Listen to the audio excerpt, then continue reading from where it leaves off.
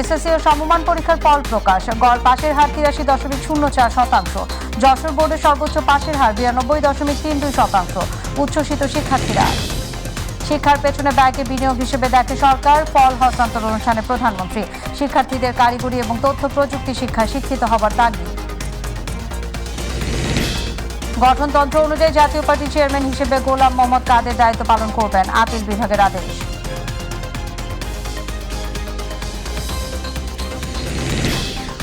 সংস্কারের অভাবে জরাজীর্ণ জামালপুর ইসলামপুরে আশ্রয়ণ প্রকল্পের 120টি ঘর এক যুগের সংস্কার না হওয়ায় ব্যবহারের অনুপযোগী। আজ বিশ্ব মা দিবস। সন্তানের প্রতি মায়ের আত্মত্যাগ আর ভালোবাসা যেন হার মানায় পৃথিবীর সকল ভালোবাসাকে।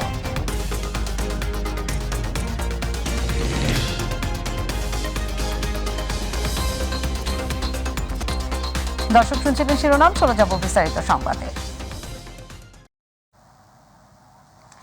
এসএসসি ও সমমান পরীক্ষার ফল প্রকাশ হয়েছে আজ। এবার এসএসসি এবং সমমান পরীক্ষায় 9টি সাধারণ, মাদ্রাসা এবং কারিগরি বোর্ডে গড় পাশের হার 83.04%। বেলা 11টার দিকে প্রকাশ করা হয় ফলাফল। এবছর যশোর বোর্ডে পাশের হার সবচেয়ে বেশি, 92.32%। এছাড়া ঢাকায় 89.32, বরিশালে 89.13, রাজশাহীতে 89.25, ময়মনসিংহে 84.97, সিলেটে 83.88, চট্টগ্রামে 82.80, কুমিল্লায় 79.2, দিনাজপুরে 78.40% শিক্ষার্থী পাশ করেছে। এবার মোট পরীক্ষার্থী ছিল 20,24,192 জন। কাঙ্ক্ষিত ফল পেয়ে বিভিন্ন শিক্ষা প্রতিষ্ঠানে আনন্দে বাতোয়ারা হয়ে ওঠে শিক্ষার্থীরা।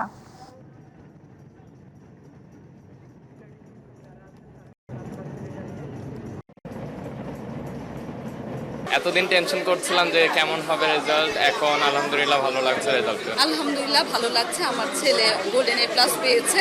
আজকে যেহেতু মা দিবস, এটা আমি মনে করি মা দিবসের আমার স্পেশাল গিফট। এইটা আসলে বলে বোঝানো যাবে না। টিচারদেরকে অনেক অসংখ্য ধন্যবাদ, ওনাদের সহযোগিতায় এবং বাচ্চাদের প্রচেষ্টায় ওরা এই রেজাল্ট করেছে। দর্শক, এসএসসি এর সমমান পরীক্ষার ফল প্রকাশের খবর জানাতে এই মুহূর্তে ভোলা থেকে যুক্ত হচ্ছেন সহকর্মী আরিফ হোসেন লিটন। লিটন, ভোলার স্কুলগুলোতে ফল প্রকাশ নিয়ে শিক্ষার্থীদের কেমন উচ্ছ্বাস দেখছেন আমাদের জানান।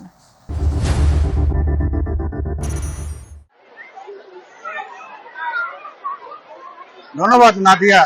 আপনি জানেন যে আজ গোটা দেশ জুড়ে কিন্তু এসএসসি সহ সমমান পরীক্ষার ফলাফল প্রকাশিত হয়েছে, যার ধারাবাহিকতা কিন্তু দীর্ঘদিন পরীক্ষা দেওয়ার পরে কিন্তু এখানকার যে যারা এসএসসি সহ সমমান পরীক্ষা যারা দিয়েছে তারা কিন্তু কাঙ্ক্ষিত একটু ফলাফলের জন্য অপেক্ষা করেছে। যে সেই ফলাফলের দিনটি কিন্তু আজকে আপনি যেমনটা জানেন যে তো ভোলায় কিন্তু 501টি স্কুলে 49টি যে কেন্দ্র রয়েছে সেখান থেকে 23,508 জন পরীক্ষার্থী পরীক্ষা দিয়েছে। এর মধ্য থেকে আমি কিন্তু এখন আছি ভোলা সরকারি বালিকা উচ্চ বিদ্যালয়ে। সরকারি বালিকা উচ্চ বিদ্যালয়ে কিন্তু এবারও কিন্তু পাশের হার শতভাগ হয়েছে। তো আমার সাথে আছেন এখানে এই স্কুলেরই প্রধান শিক্ষক, তিনি এবার সহ স্কুলটি কিন্তু পরপর 3বারই শতভাগ পাস করে সেঞ্চুরি করেছে।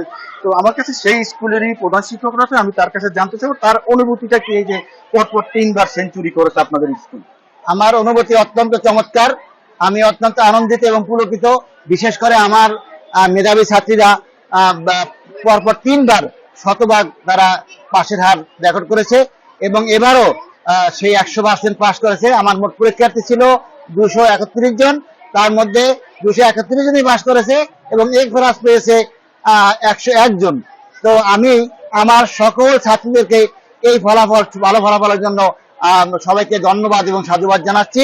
সাথে সাথে আমার শিক্ষকগণ যারা অত্যন্ত কষ্ট করে এদেরকে পাঠদান করিয়েছেন তাদেরকে আমি ধন্যবাদ জ্ঞাপন করছি। ধন্যবাদ। যেমনটি বলছিলেন যে আসলে পরপর 3বার সেঞ্চুরি করেছে, তাদের পাঠদান ভালো কারণেই কিন্তু করেছে।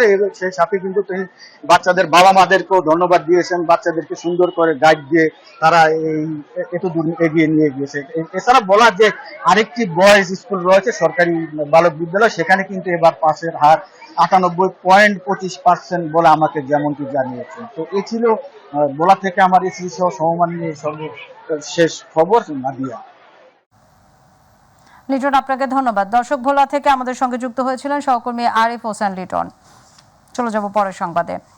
এর আগে প্রধানমন্ত্রী শেখ হাসিনার হাতে ফলের সারসংক্ষেপ এবং পরিসংখ্যান তুলে দেন শিক্ষামন্ত্রী।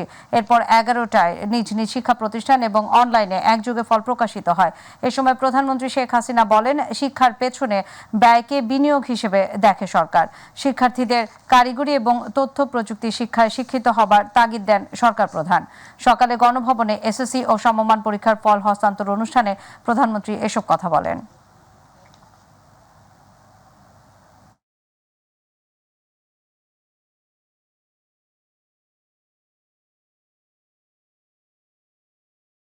কারিগরি শিক্ষাকে সব থেকে আমরা গুরুত্ব দিয়েছি, ভোকেশনাল ট্রেনিং যাতে পাই সেই ব্যবস্থা করেছি। আর ছেলে মেয়েদের শিক্ষার প্রতি আরো আগ্রহ বাড়ানোর জন্য এই যে পুরনো বই, ছেঁড়া বই হাতে নিয়ে পড়বে বা একজনের বই আরেকজন নেবে সেটা না নিয়ে তখন থেকে আমরা নতুন বই, অর্থাৎ একটা বাচ্চা যখন নতুন বইটা হাতে পায়, যে বইয়ের গন্ধটা নেয়, বলারটা লাগায়, যত্ন করে, এটা করে করে বইয়ের উপরে তার একটা আগ্রহ বাড়ে, বইয়ের সঙ্গে তার একটা সম্পর্ক তৈরি হয়ে যায়। তারপর সে সেটা পড়তেও আগ্রহী হয়। সেটা মাথায় রেখে আমরা জাতির পিতা যেভাবে বিনা পয়সায় বই দিয়েছেন, আমরাও সেটা শুরু করেছি। আমাদের প্রায় 6 লক্ষ ফ্রিল্যান্সার আছে যারা নিজেদের পড়াশোনার পাশাপাশি অথবা ঘরে কাজ যারা করে, প্রত্যেকেই কিন্তু এই ফ্রিল্যান্সিংয়ের মাধ্যমে অর্থ উপার্জন করতে পারে। মূলত অনেকেই বিদেশি মুদ্রা অর্জন করে যাচ্ছে। কাজে সেই আমি মনে করি যে আমাদের ছেলে মেয়েরাদের ভিতরে যে মেধা আছে সেটা বিকাশের সুযোগ আমাদের করতে হবে। এবার অন্যান্য প্রসঙ্গ।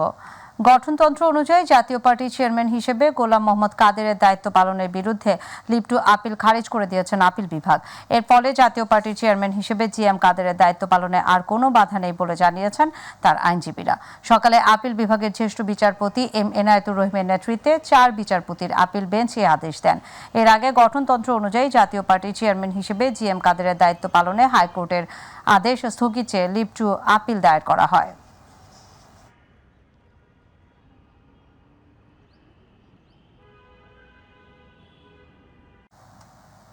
ষষ্ঠ উপজেলা পরিষদ নির্বাচনে তৃতীয় ধাপের ভোটে প্রার্থীদের মনোনয়নপত্র প্রত্যাহারের শেষ দিন আজ। আগামীকাল প্রার্থীদের মধ্যে প্রতীক বরাদ্দ দেওয়া হবে। এই ধাপের ভোট অনুষ্ঠিত হবে আগামী 29 মে।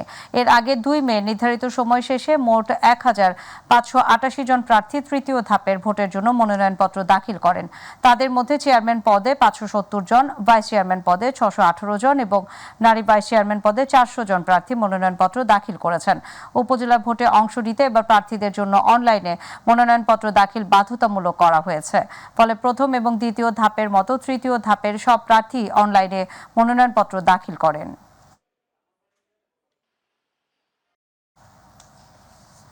সংস্কারের অভাবে জরাজীর্ণ হয়ে পড়েছে জামালপুরের ইসলামপুরের আশ্রয়ণ প্রকল্পের 120টি ঘর।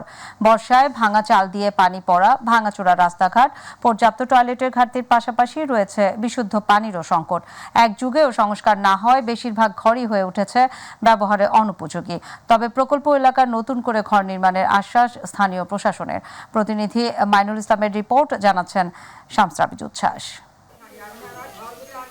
বসবাসের অনুপযোগী হয়ে পড়েছে জামালপুরের ইসলামপুর উপজেলার চরপটিমারি আশ্রয়ণ প্রকল্পের প্রায় 120টি ঘর। বছরের পর বছর আশ্রয়ণ প্রকল্পের এমন দুর্দশা চললেও নজরদারি নেই কারো।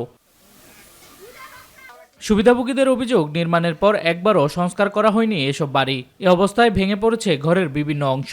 ভাঙা ঘরে বাসিন্দাদের বর্ষার সঙ্গী জল আর শীতে কুয়াশা। চলাচলের একমাত্র রাস্তাও ভেঙে একাকার। রয়েছে বিশুদ্ধ পানির সংকট। মাইসে ঘর থাহি বাবা বিকেরে খাই, গাঁও ঘুরে খাই, থাকতে খুব কষ্ট লাগে। পানি ভরে পোলাহান বয়ে থাকে, সাপের ভয়, এন্দুরের ভয়। সরকারে ছবি তুলে নিয়েছে, ঠিক করে নাই।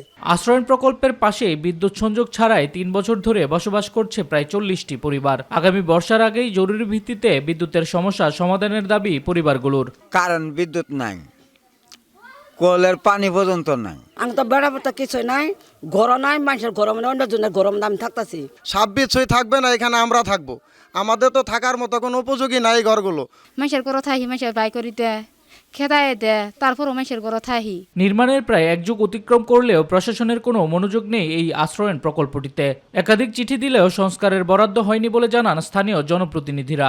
সরকারের কাছে জোর আকাল আবেদন করছি, অনতিবিলম্বে শেডগুলা সংস্কার এবং বিদ্যুৎ সংযোগ যাতে দেওয়া হয়। প্রকল্প এলাকা পরিদর্শন করে নতুন ঘর নির্মাণের বিষয়ে প্রস্তাবনা পাঠানো হয়েছে বলে জানিয়েছে স্থানীয় উপজেলা নির্বাহী কর্মকর্তা। আমরা রিপোর্ট দিয়ে দিয়েছি, আশা করি খুব শীঘ্রই সেই ব্যারাকগুলো অপসারণ করে সেখানে সেমি পাকা গৃহ নির্মাণ করে দেওয়া হবে। দ্রুত আশ্রয়ণ প্রকল্প সংস্কার করে বাসিন্দাদের বাসযোগ্য করা হবে, এমনটাই প্রত্যাশা স্থানীয়দের। শামস তাবরিজ উচ্ছ্বাস, মাই টিভি নিউজ ডেস্ক। আজ বিশ্ব মা দিবস। সন্তানের জন্য সবথেকে বেশি যিনি আত্মত্যাগ করতে পারেন তিনিই মা। সন্তানের প্রতি মায়ের আত্মত্যাগ আর ভালোবাসা যেন হার মানায় পৃথিবীর সকল ভালোবাসাকে। মা দিবসে ভিন্ন ভিন্ন সংগ্রামী মায়ের গল্প জানাচ্ছেন আমেনা হীরা। মায়ের মমতা ছাড়া কে থাকে ভালো। পৃথিবীতে সর্বোচ্চ ত্যাগ স্বীকার করে সন্তান জন্ম দেন মা। ছোট্ট এই শব্দের মাঝে লুকিয়ে আছে মায়া, স্নেহ, অনুভূতি আর ভালোবাসা। মাতৃত্বের দুর্জয় শক্তিতে একজন নারী থেকে যখন হয়ে ওঠেন মা, তখন এক সংগ্রামী মায়ের চেতনায় সন্তানকে নিয়ে চলে মায়ের এক অন্যরকম যুদ্ধ। প্রতিটি মায়ের জীবনের পরতে পরতে রয়েছে সীমাহীন সংগ্রামের গল্প। জীবনের বাঁকে বাঁকে নিরাশার কালো মেঘে বারংবার ঢাকা পড়েন মায়েরা, তবুও সন্তানের জন্য ত্যাগেই পান মাতৃত্বের আসল অনুভূতি। আসলে এতটুকু পরিশ্রম ওদের জন্য দেয়াই যায়। বাচ্চাদের মধ্যে আমরা আমাদের ভবিষ্যৎটা দেখি, ওদের আনন্দই আমাদের আনন্দ। আমি যতটুকু দিচ্ছি ওদের জন্য কষ্ট, ওরা যেন ফিডব্যাক দেয়, ওরা যেন মানুষ হয়, আল্লাহর কাছে আমি এটাই চাই। ছদ্মনাম রহিমা, স্বামী রিকশা চালান, নেই খুব একটা উপার্জন। দুই কোলের সন্তানকে নিয়ে মা পথে নেমেছেন দুমুঠো আহারের জোগানে। অভাব যেখানে তার নিত্যসঙ্গী, সেই মাও চান নিজের শত কষ্টের বিনিময়ে আগলে রাখতে দুই সন্তানকে। বাচ্চা করে খাওয়াতেই না, ঘর ভাড়ায় তো 5,000 টাকা ঘর ভাড়া চলে। কষ্ট করে কাজ করতেছে, আল্লাহ খাওয়াইতেছে, বাচ্চার জন্য অনেক কষ্ট করতেছি। সন্তানের জন্য মা পারেন না এমন কোনো কাজ হয়তো পৃথিবীতে নেই। বিশেষ চাহিদা সম্পন্ন সন্তানের মায়েদের লড়াইটা আরো কঠিন। সমাজ, সংসার, সন্তানের প্রতিবন্ধকতার সঙ্গে প্রতিনিয়ত লড়াই করে মায়েরা আগলে রাখেন নারী ছেঁড়া ধনকে। তো অন্যান্য বাচ্চারা যেমন সবকিছু করে নিজের থেকে, বেড়ানো, ঘোরা, কথা বলা, একটা জিজ্ঞেস করা, মাকে বাবাকে এসে একটা কিছু বলা, যেভাবে বলে নর্মাল বাচ্চাদের মতো, ও সেভাবে করে তো পারে না। যার জন্য এটা খুব খারাপ লাগে মা হিসেবে। তারপরও মানে শেষ চেষ্টাগুলো মানে করতেই থাকি যে যতটুকু এগিয়ে যাওয়া যায়। নিজের জীবনের নীব্রতা, নিশ্চয়তা হারিয়ে অসংখ্য ঘাত প্রতিঘাত পেরিয়ে অবুঝ বিশেষ চাহিদা সম্পন্ন এসব শিশুদের সুস্থতাই মায়ের সর্বোচ্চ পাওয়া। অন্য মারা তো আছে যেরকম ভালোই, কিন্তু আমি বিশেষ করে এই ধরনের যে বাচ্চাগুলি, বিশেষ করে যারা একটু পিছিয়ে রয়েছে, এই বাচ্চাগুলির জন্য বেশি আমার ইয়েটা থাকবে যে তারা যেন আরও একটু ভালো একটা প্রপার ট্রিটমেন্টের মাধ্যমে ভালো হতে পারে, সব কিছু নর্মালভাবে চলতে পারে, করতে পারে। এটাই তাদের জন্য আমার এটাই দোয়া, ইচ্ছা। যেমনই হোক, সন্তান প্রতিটি মায়ের কাছেই যেন পৃথিবীর সবচাইতে মূল্যবান সম্পদ। মা দিবসে তাই বিশেষ চাহিদা সম্পন্ন শিশুদের মায়েদের একটাই প্রত্যাশা, প্রতিটি বিশেষ চাহিদা সম্পন্ন শিশু যেন পায় বিশেষ যত্ন। আমেনা হীরা, মাই টিভি, ঢাকা। আবারও এসএসসি ও সমমান পরীক্ষার ফল প্রকাশের খবর। দর্শক, এই মুহূর্তে খুলনা থেকে ফল প্রকাশের খবর জানাচ্ছেন প্রতিনিধি শিশির রঞ্জন মল্লিক।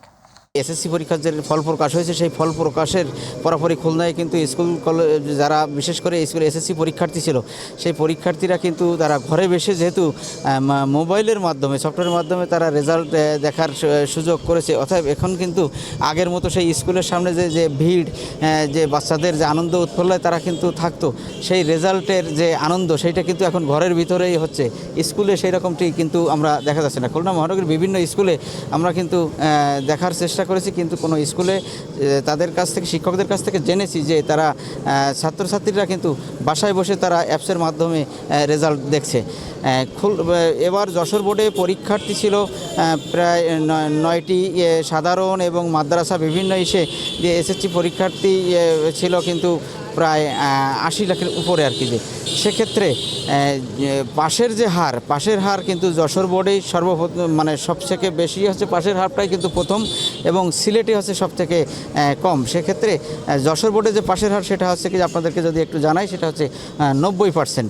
এবং এখানে বিভিন্ন যে স্কুলে যারা পরীক্ষার্থী দিয়েছিল, অধিকাংশ স্কুলে যেমন আমরা এখন অবস্থান করছি খুলনার যে SOS হারমান মাইনার স্কুল, এখানে হচ্ছে যতগুলো পরীক্ষা দিয়েছিল তার ভিতরে কিন্তু একজন মাত্র আছে কি যে উত্তীর্ণ হয়নি। দর্শক, মাইটিভি সংবাদের একেবারে শেষ প্রান্তে আমরা, তবে যাবার আগে শিরোনাম জানিয়ে দেবো আরও একবার। এসএসসি ও সমমান পরীক্ষার ফল প্রকাশ। গড় পাশের হার 83.04%। যশোর বোর্ডের সর্বোচ্চ পাশের হার 92.32%। উচ্ছ্বসিত শিক্ষার্থীরা। শিক্ষার পেছনে ব্যয়কে বিনিয়োগ হিসেবে দেখে সরকার। ফল হস্তান্তর অনুষ্ঠানে প্রধানমন্ত্রী। শিক্ষার্থীদের কারিগরি এবং তথ্য প্রযুক্তি শিক্ষায় শিক্ষিত হবার তাগিদ। গঠনতন্ত্র অনুযায়ী জাতীয় পার্টির চেয়ারম্যান হিসেবে গোলাম মোহাম্মদ কাদের দায়িত্ব পালন করবেন, আপিল বিভাগের আদেশ।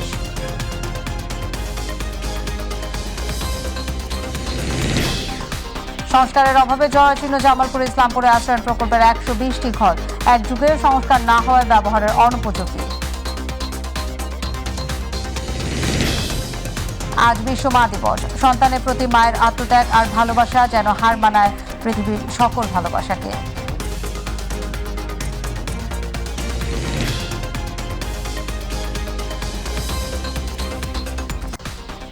দর্শক, সাথে থাকার জন্য ধন্যবাদ। এছাড়া ইউটিউবে মাইটিভি সংবাদ পেতে ভিজিট করুন youtube/mytvbd নিউজ, এবং আমাদের সকল অনুষ্ঠান দেখতে ভিজিট করুন youtube/mytv বাংলা, facebook/mytv বাংলা। আমাদের পরবর্তী সংবাদ দুপুর 2টা 30 মিনিটে দেখার আমন্ত্রণ জানিয়ে বিদায় নিচ্ছি আমি নাদিয়া আলম। আল্লাহ হাফেজ।